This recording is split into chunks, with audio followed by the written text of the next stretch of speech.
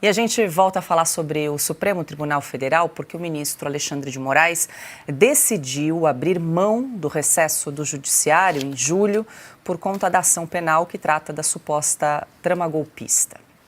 Segundo decisão do magistrado, o curso do processo vai seguir porque há um preso na ação, no caso, o ex-ministro Braga Neto.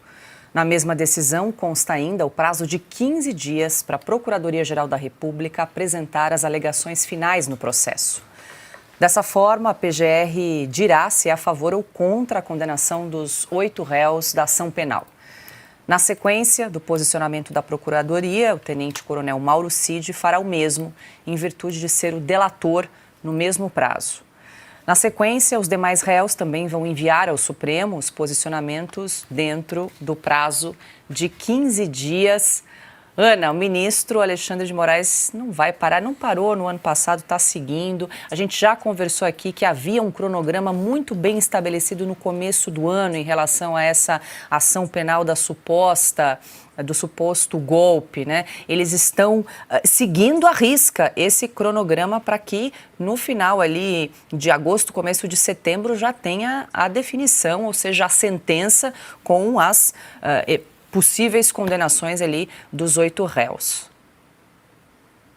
Para mim, Paula, 2 pontos em relação a isso. O primeiro é: quem tem uma agenda tem pressa. E eles têm uma agenda. Eles precisam, de qualquer maneira, condenar o presidente Jair Bolsonaro e todos aqueles que, de alguma forma, ameaçam a hegemonia do consórcio. STF TSE PT velha imprensa. Então, eles têm uma agenda e eles têm uma missão. Afinal de contas, missão dada é missão cumprida, não é mesmo? O segundo ponto, Paula, é que a questão não é a quantidade, os dias trabalhando. Palmas, eles não vão querer descansar, mas a qualidade. O que adianta não ter recesso, não ter férias, não ter nada, se não respeitam a Constituição? Eles poderiam, inclusive, trabalhar menos. Nós até não ligaríamos se eles trabalhassem menos, mas trabalhassem com eficiência e respeito à nossa Constituição. Essa mesma celeridade aí, Paula, quantos da Lava Jato foram para o Supremo e nada aconteceu? Poucos foram. E os que foram, tudo caducou porque eles não tiveram essa pressa com os corruptos e os ladrões. Augusto, eu quero te ouvir, mas deixa eu acrescentar aqui mais uma informação que tem relação com o Supremo, com o ministro Alexandre de Moraes, com o 8 de janeiro, porque Moraes votou para condenar a 17 anos de prisão o mecânico Fábio Alexandre de Oliveira, que numa filmagem aparece sentado na cadeira do ministro durante o tumulto do 8 de janeiro. Segundo a denúncia, o Procurador-Geral da República afirma que o réu utilizou luvas para dificultar a identificação e uma máscara de proteção contra gases.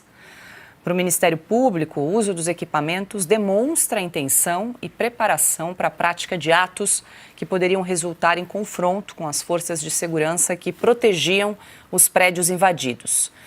Nas alegações finais apresentadas em março deste ano, a defesa de Fábio Alexandre de Oliveira voltou a contestar a competência do Supremo para julgar o caso e alegou cerceamento de defesa.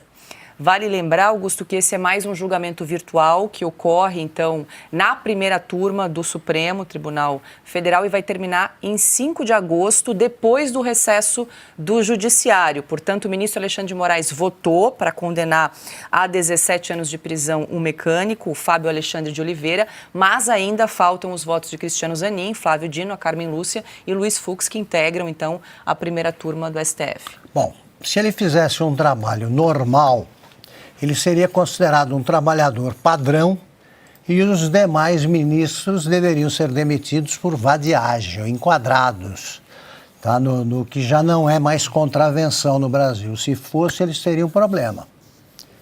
Só que não é assim. Você tem que distinguir. Nós trabalhamos bastante, porque nós trabalhamos por dedicação.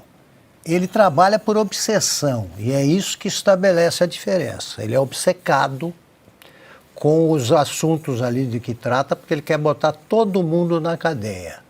A frase é aquela, né? Tem muita gente para prender, falta muita gente para multar. É isso. Então ele já sabe que vai condenar, já está estabelecido. Se não condenar a muitos anos de cadeia, ele condena o uso à meia liberdade, que é o uso obsessivo também da tornozeleira eletrônica, é o fetiche dele. Então é o seguinte, ele vai ficar trabalhando e os outros não, o que é muito ruim para o Brasil, porque se fosse uma corte normal, imagine acontecer um caso desse na Suprema Corte Americana. Um juiz, ele lida com tudo. Num lugar onde eles decidiram outro dia quem é que tinha sido campeão brasileiro de futebol de 1987. Eles lidam com tudo. Quem era dono do palácio que pertencia à família real, etc, etc.